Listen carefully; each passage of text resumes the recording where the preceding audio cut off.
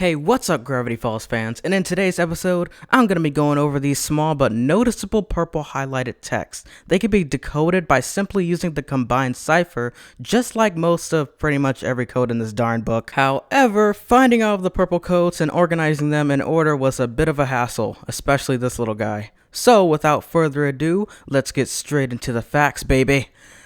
Sorry, I'm excited.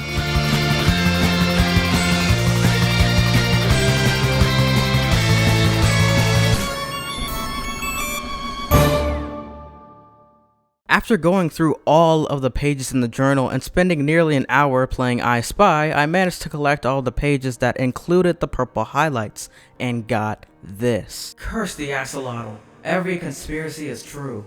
So wait a minute, every conspiracy is true? What exactly could this be referencing to? And who is saying this message? Ford or Bill Cipher? Well, coming from my research, this is definitely 100% without a shadow of a doubt Bill Cipher. And no, it's not just because of his last dying quotes. Instead, it's mostly from this page out of the book that was released during the same exact time Journal 3 was, which is this. It's time for the moment you've been waiting for.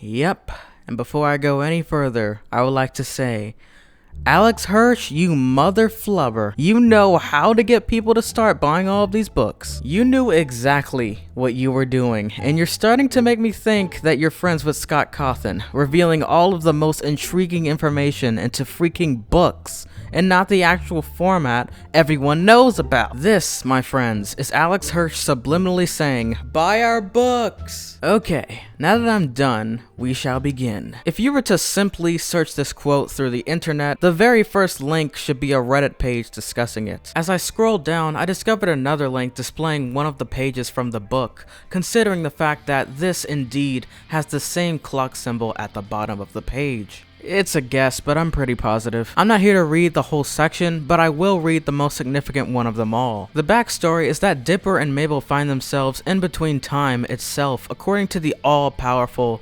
AXOLOTL. But seriously, is that thing supposed to be Bill's king or something? Besides that, the AXOLOTL asks the twins what question do they want answered. Mabel asks it if it's a salamander, so it responds by saying it's an AXOLOTL. So, I guess she ironically answered her own question. It's basically a giant fish. Dipper, however, asked this. What do you know about Bill Cipher? In a poem structure, it responds this. 60 degrees that come in threes, watches from within birch trees, saw his own dimension burn, misses home and cannot return, says he's happy, he is a liar. Blame the arson for the fire. If he wants to shirk the blame, he'll have to invoke my name. One way to absolve his crime, a different form, a different time. Mwah! That is poetry. And some of you have probably seen this video that came before this one, and while I was editing I realized, dang, they already mentioned that. But there are some things in this video that they haven't even mentioned yet.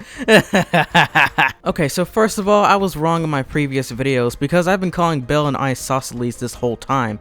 He's actually an equilateral. Frickin' geometry. The birch trees resemble one of his unique ways of spying in Gravity Falls. The fact that Bill really does sincerely miss his old dimension is something worth knowing, and boy is he a liar. He pretends to stay confident in what he does, but in reality, he's only deceiving himself. That is really deep. And last, but certainly not least, is that Bill has to invoke AXOLOTL's name in order to avoid the crime he committed against his dimension, or at least that's what I picked up from it. And if that is the case, was Bill practically asking the AXOLOTL to forgive his sins or something? The last lines say a different form, a different time. Could this be symbolizing the alternative form of Bill that was shown at the end of the series? He could possibly be in the form of a bird. It does indeed touch Bill's hand, and as we see further on in the episode, we see the bird, the same exact one, lead its way back up to the mystery shack upstairs where Dipper and Mabel used to sleep. What What do you all think? This is your moment to spam me. Okay, no. Type your comments in a decent and mannerable fashion so that it may or may not be heard.